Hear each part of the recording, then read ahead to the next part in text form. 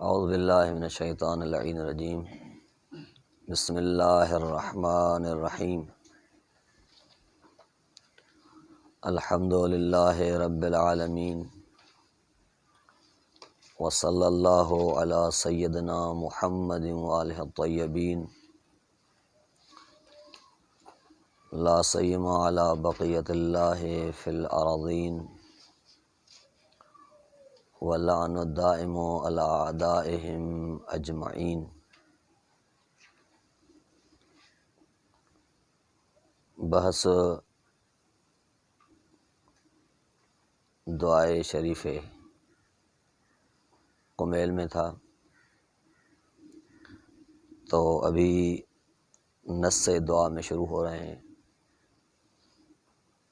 آغاز کر رہے ہیں ابتدا سے۔ نص دعا جو شروع ہوتی ہے وہ بسم اللہ الرحمن الرحیم سے شروع ہوتی ہے۔ دعا کا آغاز اس بابرکت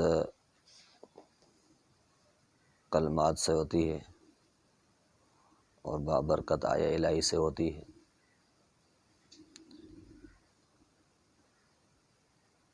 بسم اللہ الرحمن الرحیم سے آغاز اسی وجہ سے ہوتا ہے تاکہ عبد حق تبارک و تعالی سے استعانت اور مدد طلب کرے،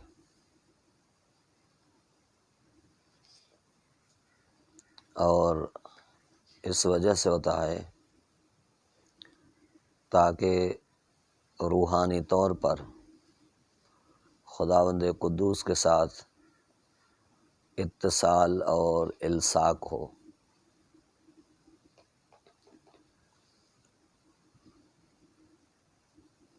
اس بسم اللہ الرحمن الرحیم جو ایک پورا آیت کرامی ہے،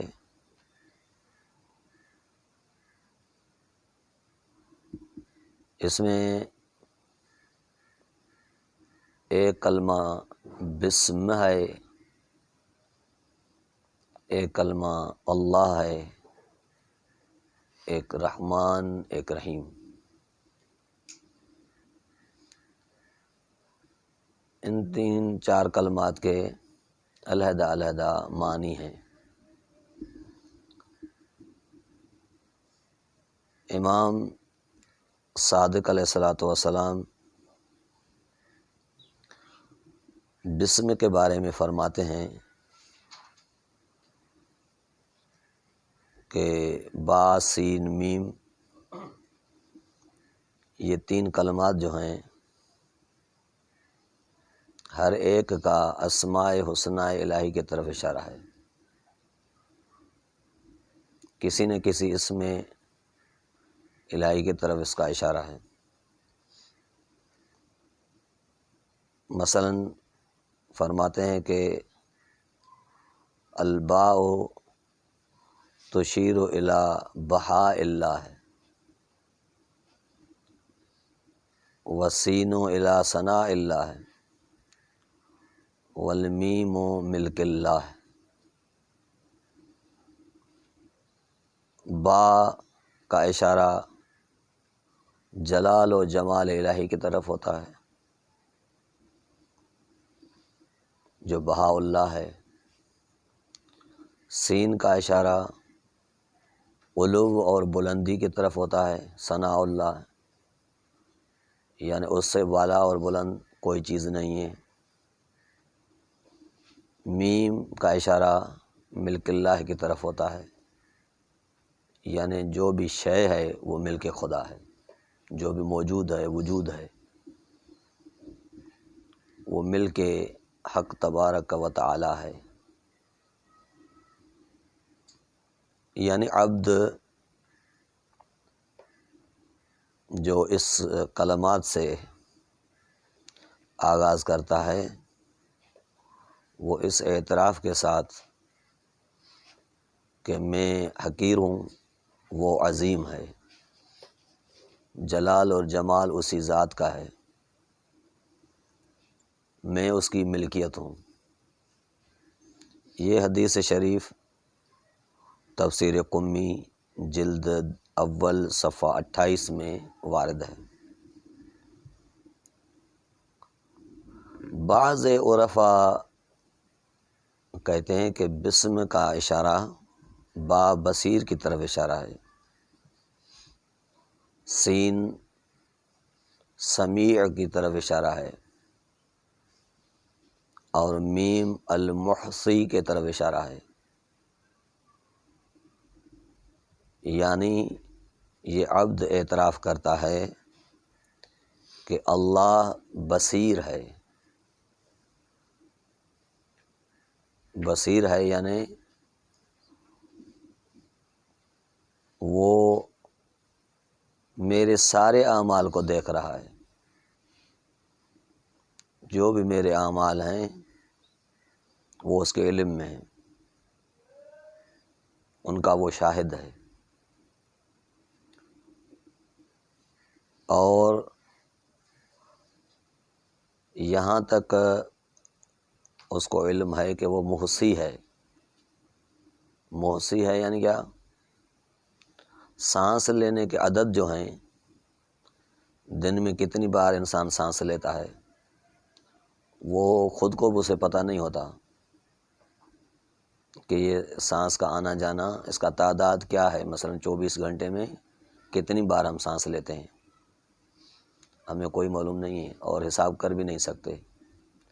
لیکن وہ خالق جس نے بنایا ہے اور جس نے یہ چیز رکھی ہے اس جسم کے اندر، جو آٹومیٹیکل سانس کا آنا جانا ہوتا ہے، یہ عدد انفاس یعنی نفس لینے کے عادات جو ہیں، سانس لینے کے عدد جو ہیں، یہ عدد بھی اس کو معلوم ہے۔ یہ محصی ہے یعنی شمار کرنے والا، احصاء کرنے والا، اور یہ سمیع ہے یعنی میری ندا اور نجوہ دونوں کو سنتا ہے۔ میں نداً بات کروں بلند آواز سے یا نجون بات کروں آہستہ، قلب میں جو باتیں ہوتی ہیں وہ ان کو بھی سنتا ہے۔ تو بسم اللہ کا اشارہ اللہ کے بصیر و سمیع و محصی کی طرف ہے۔ یہ بعض علماء اس کے قائل ہیں۔ اب اس بسملہ میں 3 اسماء الہی نقل ہیں۔ ایک اللہ، رحمان، رحیم۔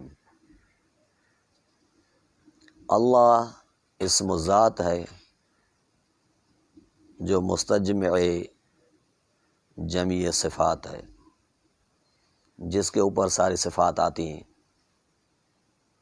اللہ وہ مبدأ ہے، وہ اسم اول ہے جس کے اوپر ساری صفات آتی ہیں۔ بقیہ صفات کا یہ منبع اور سرچشمہ ہے کہ جتنی صفات ہیں وہ اس پر حمل ہوتی ہیں۔ اللہ رحیم، اللہ رحمان، اللہ غفور، اللہ ستار، اللہ حی، اللہ قیوم، تو یہ ساری صفات اس پر حمل ہوتی ہیں۔ تو اسم ذات اللہ تبارک و تعالی ہے جو معبود کے معنی میں ہے، یعنی اللہ کا معنی معبود کے ہے۔ معبود کے لیے جو یہ لفظ اللہ استعمال ہوا ہے کہ جس کی عبادت ہوتی ہو، اس کا مطلب یہ ہے کہ اللہ ابدی ہے، ازلی ہے، سرمدی ہے، کیونکہ جب سے ہے معبود ہے، جب سے مخلوق اس سے پہلے اس کا خالق اور وہ ان کا معبود ہے۔ اس کے علاوہ جو اسم ہے الرحمن، یہ رحمت عام ہے۔ رحمان کی رحمت جو ہے وہ عام ہے، یعنی ہر شے کے لیے اس کے لیاقت کے مطابق جو عطا ہوتی ہے وہ اس میں رحمان سے ہوتی ہے۔ ہر شے، جو بھی شے ہے، اس کے لیاقت کے لیے، اس کے حیات اور بقا کے لیے جس بھی چیز کی ضرورت ہو وہ خالق کی جانب سے اس کو عطا ہوتی ہے، اور وہ اس میں رحمان سے عطا ہوتی ہے۔ یعنی رحمت رحمانیہ عام ہے، اس میں شمول ہے کہ اللہ تبارک و تعالی ہر ایک کو دیتا ہے، جو اسے سوال کرے اسے بھی دیتا ہے، جو اسے سوال نہیں کرتا اس کو بھی دیتا ہے، جو اسے مانتا ہے وہ اس کو بھی دیتا ہے، جو اس کو نہیں مانتا وہ اس کو بھی دیتا ہے، جس کے پاس اس کی معرفت ہے اس کو بھی دیتا ہے، جس کے پاس اس کی معرفت نہیں ہے وہ اس کو بھی دیتا ہے۔ ہر شے کو عطا جو ہوتی ہے اسباب مخلوق خالق عطا کرتا ہے، وہ اسباب رحمت رحمانیہ ہے، رحمت رحمانیہ عام ہے۔ اس کے بعد رحیم جو کلمہ ہے یہ بھی رحمت کے معنی میں ہے۔ رحمت رحیمیہ خاص ہے جو ان عباد کے لیے ہیں جو درجہ ایمان پر ہیں۔ اہل ایمان کے لیے جو ایک عطا خصوصی ہوتی ہے خداوند قدوس کی طرف سے، ایک انداز خصوصی ہوتا ہے، ایک نگاہ خاص ہوتی ہے، نگاہ کرم ہوتی ہے، وہ عباد مومن پر ہوتی ہے، اور وہ رحمت رحمانیہ سے ہوتی ہے، خداوند قدوس کے رحمت رحمانیہ سے۔ اہل اسرار عرفاء بزرگان بیان کرتے ہیں کہ انسان کے یا عبد کے 3 حالات ہیں۔ ایک حالت معدوم ہے جس سے وہ وجود میں آتا ہے، یعنی پہلے نہیں تھا پھر اس کو ہونا دیا گیا، وجود دیا گیا۔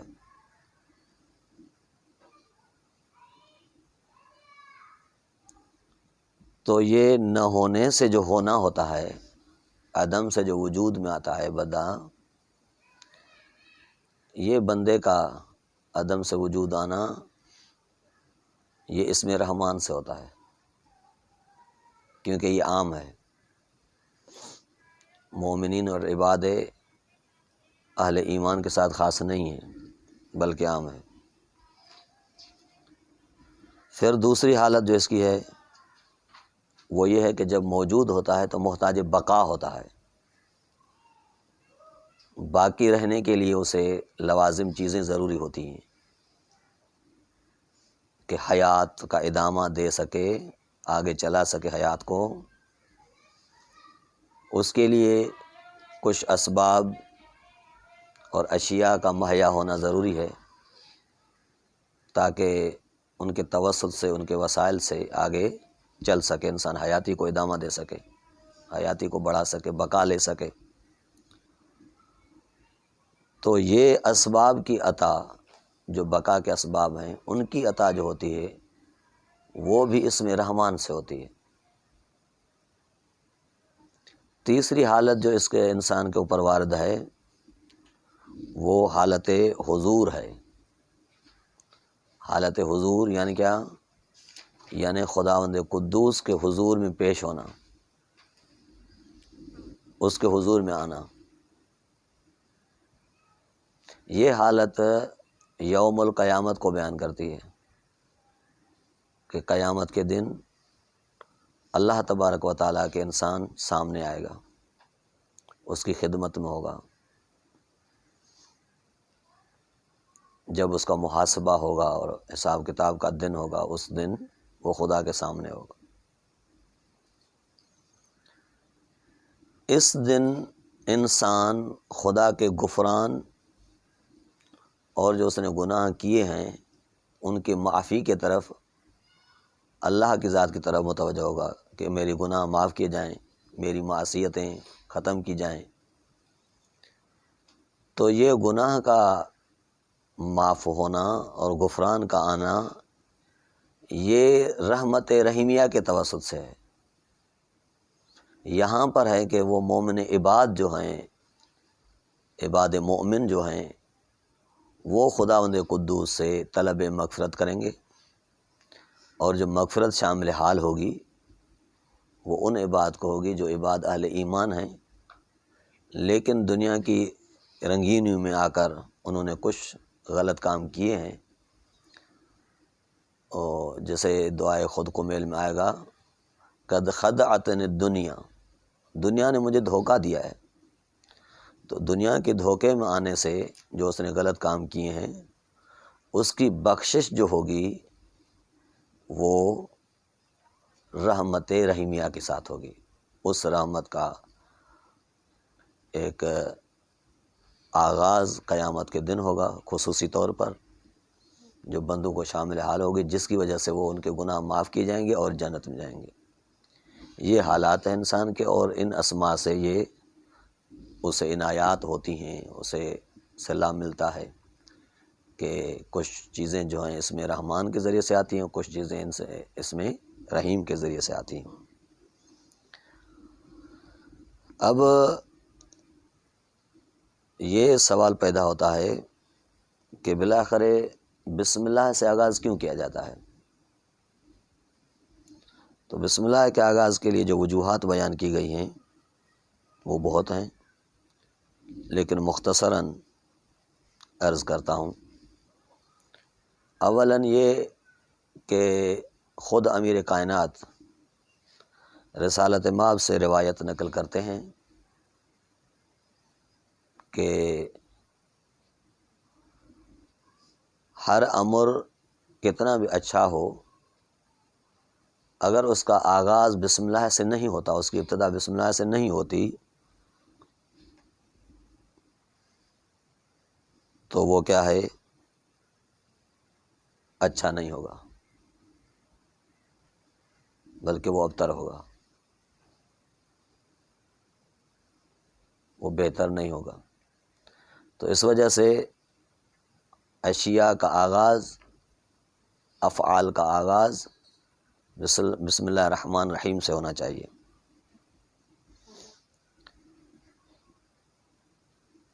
دوسری علت یہ ہے کہ بسم اللہ سے آغاز اسی وجہ سے ہوتا ہے تاکہ دعا رد نہ ہو۔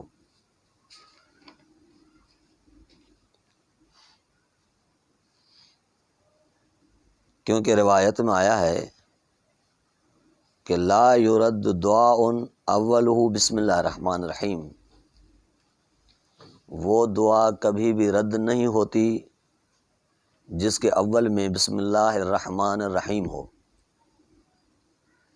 تو دعا کمیل دعا ہے، اس کے آغاز میں ہم بسم اللہ کو لاتے ہیں تاکہ یہ دعا رد نہ ہو۔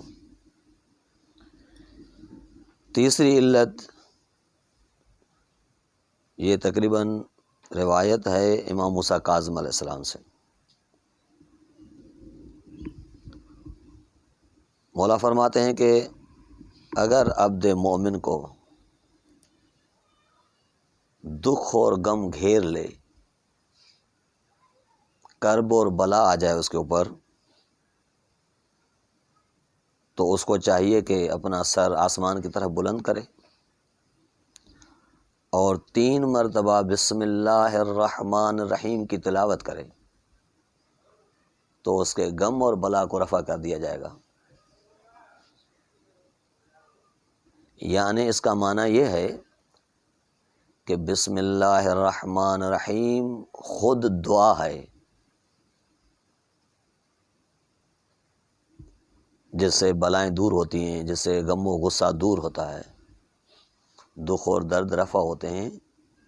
تو یہ خود ایک دعا ہے جو بہترین دعا ہے، اس وجہ سے اس کا آغاز، ہر آغاز میں اس کو لایا جاتا ہے۔